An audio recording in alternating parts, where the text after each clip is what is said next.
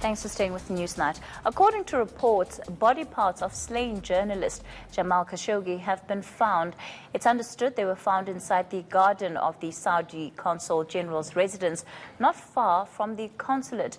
He's been missing since the 2nd of October. For more on the story, we're joined by our U.S. correspondent, Mary McCarthy. Mary, good evening.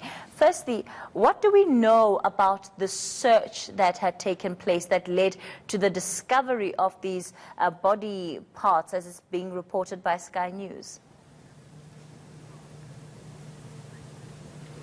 Yeah, that's exactly right. It's important to point out that this is being reported by the British-based Sky News that Jamal Khashoggi's body parts have been found in the garden of the Consul General's home, the Saudi Consul General, of course, in Istanbul, a home that's located very close to the consulate, about 500 yards away from where this horrific murder seems to have been carried out. We don't have official confirmation from anyone that that is indeed the case. We can expect that likely at least some developments to be coming on that within the coming hours. What we do know, of course, is what Turkish Prime Minister Recep Tayyip Erdogan said in his speech to Parliament, in which he said for the first time officially on the record that Turkey believes this was an outright murder, an outright execution carried out on their soil, even if it was in the Saudi Consul General's office. When he gave that speech just hours before the news came of the body parts allegedly being found, he did not give any specifics on the location of the body. He did say that he believes that the Saudis who flew into Istanbul the day before this murder was carried out, that they carried out reconnaissance missions both on the outskirts of Istanbul and further out, about 50 kilometers from the city, implying that perhaps they were looking for places to hide a body, but he did not give any specifics on what the Turkish government actually knows. So many questions still remain in what, regardless of where the body actually turns out to have been or what the conditions it's in, it's a gruesome story all around. Absolutely. And today, the family, Jamal's family, was invited to the palace where they were offered condolences officially. What do we know about what came out of that meeting as these questions hang over this particular case? Do we know if there was an opportunity for the family to ask some of these pressing questions around how, firstly, their son and their brother died?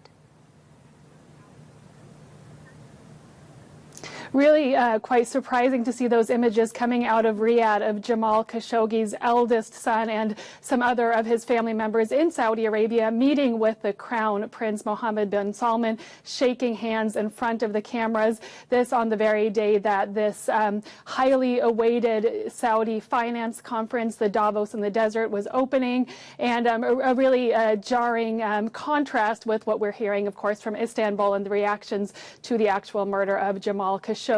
So we don't know we don't know anything more at this point, other than that Saudi Arabia still isn't giving the full story, according to Turkish officials. We also know that President Trump has dispatched his CIA chief, Gina Haspel, to Istanbul to reportedly come back with more answers about the full story of what happened. And interestingly, in Washington this morning, we heard the first very strong statement on this out of the Trump administration, coming not from Trump himself, but from his vice president, Mike Pence, speaking at an event hosted by the Washington Post. Of course, that's the newspaper that was employing Jamal Khashoggi at the time of his death.